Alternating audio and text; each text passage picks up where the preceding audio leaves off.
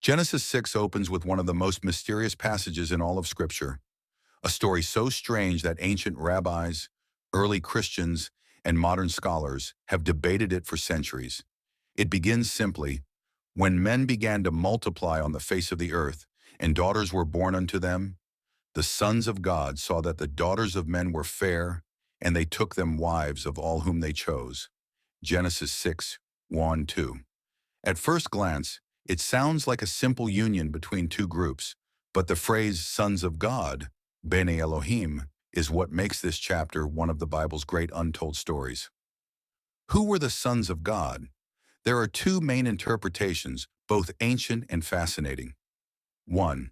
The angelic theory, the Watchers. In ancient Hebrew tradition, and in the book of Enoch, the sons of God were fallen angels who descended to earth, took human wives, and produced a hybrid offspring called the Nephilim, giants of great strength and wickedness.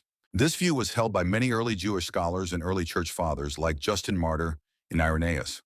The book of Enoch, which was known in Jesus' time and quoted in the New Testament Jude 1, 14, 15, expands this event dramatically.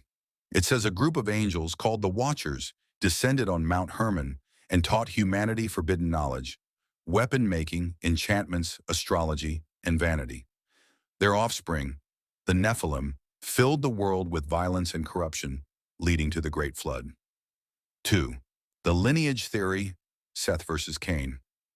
Later Jewish and Christian scholars proposed that the sons of God were not angels, but the righteous descendants of Seth, who intermarried with the wicked descendants of Cain.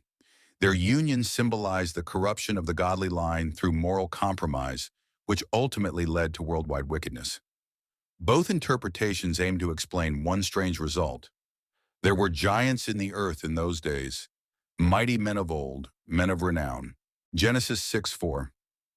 Regardless of which interpretation you favor, Genesis 6 reveals a powerful truth: humanity, and possibly heaven itself, had fallen into deep corruption. The ancient world was filled with violence, arrogance, and forbidden knowledge. That is why God said, "My spirit shall not strive with man forever, for his days shall be 120 years." Genesis 6:3. That line wasn't just a limit on human age, it was a countdown, a warning that judgment was coming. Only one man, Noah, found grace in the eyes of the Lord. The flood wasn't just a punishment, it was a cleansing of a world that had become something less than human. Behind the story of Noah's Ark lies this chilling prequel, a world filled with unnatural power and forgotten sin. Genesis 6 reminds us that